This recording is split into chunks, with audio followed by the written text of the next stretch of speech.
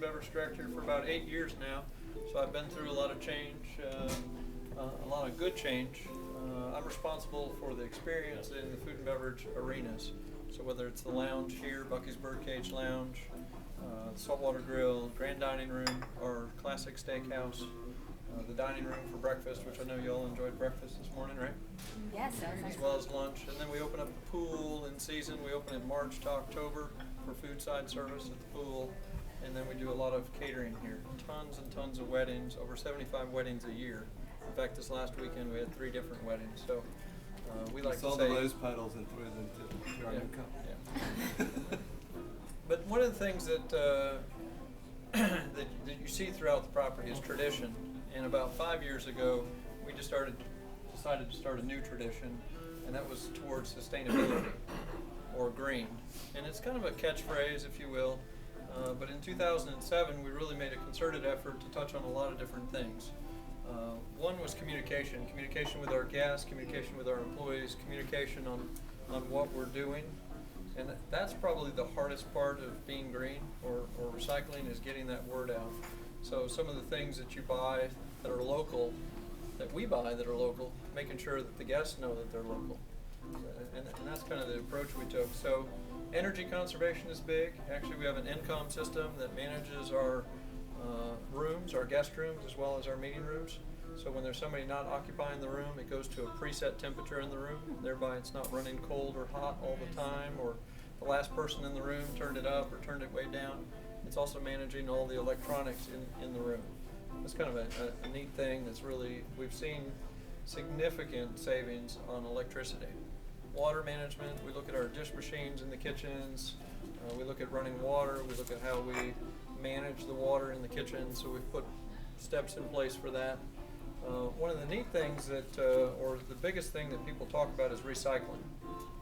Well, in 2007, we actually had to separate everything: paper, plastic, aluminum, etc., including compost. So in the kitchens, we started composting, and we find that on a daily basis, in season, we're getting between 80 to 100 pounds of compost material out of 2 different kitchens. We take that compost material, which is coffee grounds, coffee filters, spent flowers from guest rooms or spent flowers from the dining room, as well as what's left over that you can't use from the top of the carrot or the top of the pineapple or the shavings, and we throw it into the bins.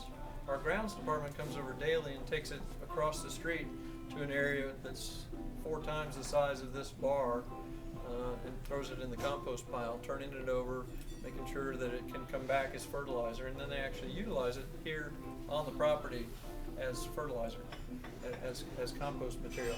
One of the neat things that came out of that was the pineapple tops started to root, and so we put them in pots, and then all of a sudden they started to grow.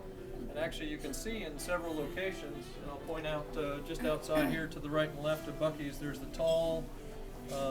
tallest plant in those 2 pots. That's actually a pineapple top. So free plants that came out of our recycling efforts. Last spring we actually moved to a single stream environment where actually we don't have to separate as many of the recyclable materials. Paper, plastic, and aluminum and steel could all be put in one bin. And we converted all of our trash cans now to recycling, and our trash cans became much smaller.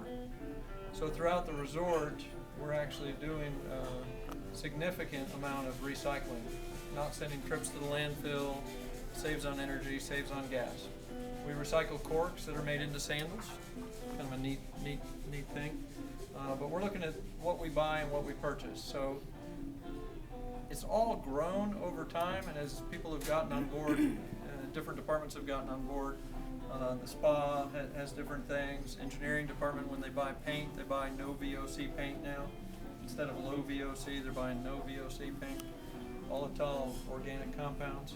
So each area of the hotel has really moved forward with becoming green and sustainable. And there's several groups that we've booked because of it. Southeast Recycling Development Corporation actually comes to the hotel every 2 years because of our recycling efforts here. I worked with the state of Alabama, the Alabama Department of Environmental Management, to come up with a green program for our state. The state of Alabama did not have a green program. Florida does, Colorado does, California does. And actually, this last October, we were awarded the first hotel in Alabama to be certified by the state as green. So we're excited about that. Very, very proud of the efforts there. Dee's chat, what I'm going to turn it over to him. In the kitchens, there's a lot of things that we do as well. And when we're buying products, we want to buy local first, but we also want to buy sustainable products. So as an example, we use the Monterey Bay Aquarium's list of green, yellow, and red as far as buying. Red is an avoid. And an example would be sea bass. We don't ever buy Chilean sea bass because it will go extinct if businesses continue to utilize that product. But we focus a lot on farm-raised products, and Chef Deese will touch on that. Before I turn it over, though, I want to ask if you have any green questions. I know Bill will provide you with a list of things we do, from not printing menus to sending out electronic billing. There's a whole, I bet there's 300-400 things that we do, but we boil it down to the top 75. Bill can provide you with that list. Is there any questions I can answer for you, though? I got one. Were pineapples ever grown here before now, or is this just something you decided works here now? Was there ever commercial cultivation of pineapples in this region? There was not. No? There's not. In fact, you need no frost for sure, and you need daytime temperatures typically over 70 year round. It takes 18 months for a pineapple to grow into a pineapple. So what we found is the best time to collect the pineapple tops and put them in is in the early spring, January, February, March. Put them in the greenhouses, let them get growing, and then actually utilize them on the property later in the spring or later in the summer, July, August, September.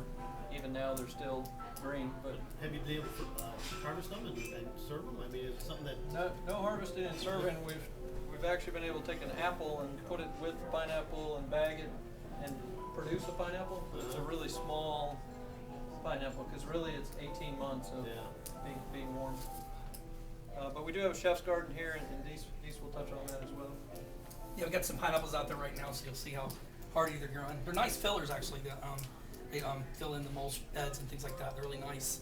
It's a win-win deal because we go through 1 million pineapples here, so we just save the tops and throw them in. We have big compost bins, like Michael said, in the kitchens, so we can it's just an easy thing to do, and it's great. And then as far as the local products and the organic products, we are kind of lucky and blessed because Baldwin County I think it's the largest county east of the Mississippi, so you've got everything from agriculture to seafood and anything you can imagine. So over the last few years, it's not been so hard to find because like local honey, we have like 5 or 6 honey producers here. We went to a blueberry farm. This guy's getting a bunch of delicious blueberries going on. They're actually farming organic cattle. It's a little bit of a challenge here because they have to eat organic hay, so the rancher said, right, so there's hay supply and demand, but it's neat how the South and Alabama is really kind of moving forward to that direction. Our oysters are farmed across the bay, which is really amazing. The Alabama Department of Agriculture is helping people, get their foot on the board, whether it's a hobby or commercial. They can start growing their own oysters, and it's fabulous, and they're perfectly consistent. And we have our redfish farmed, and it's sustainably farmed. And that's another thing we just learned. Not only do they have to be sustainably farmed, we have to see what that farm does, where they drain that water off and everything. So it's kind of a bigger picture, but it's really neat. You can learn a lot about that. And when we write our menus as well, we try to apply the farm to the table. Like lamb, we can't get local, but we do have a good contact for organic lamb production. Out in Colorado, Snake River Farms produces a lot of our beef, which is organic Kobe beef, delicious. Maple Leaf Farm ducks, organic. Ashley Farms chicken. I can go on and on, but really neat. Ashley Farms chicken. I don't know if you've heard of No Never, meaning no preservatives, never sees any antibiotics or anything like that. That's our Ashley Farms chicken that we use here at the hotel. And it's delicious. It's a win-win deal, and you're not getting all the bad stuff, and they're going to go on and on with that. But it's neat how, as we're progressing, people hopefully be healthier and eat better. It tastes good. That's the great thing about that. Our beef's wonderful. Fish is great and local, easy to catch. We got lots of purveyors and local shrimp as well. Our peel and eats come from Bonds Core Fisheries, which are right down the Baldwin County. So we have a lot of, Battery, Alabama is actually our biggest seaport that big fisheries, crabs, local, and all that. It's really neat. So we're Baldwin County sweet potatoes, pecans, new potatoes. So at least I would say 10 to 15 things on the menu tonight will be local. great time of year. Got local collard greens, silver queen corn in the summer, so it's great. Good location to do this. And there are lots of different outlets to serve it in, you know. So They've it's- noticed smaller portions. Can you talk a little bit about that? Yeah, our minis. Also, like in banquet and our buffets, if you saw this morning, we're using smaller portions because back in the day, I'm 42 almost, and people used to put out these giant, big buckets of potato salad and things with giant spoons for weddings and stuff like that. So what we've moved to, Michael sent me to a class actually in Nashville to learn how to do it, but you're using smaller containers to serve your food in. It's less waste, less dishwashing. I mean, it's a whole big picture. It's safer.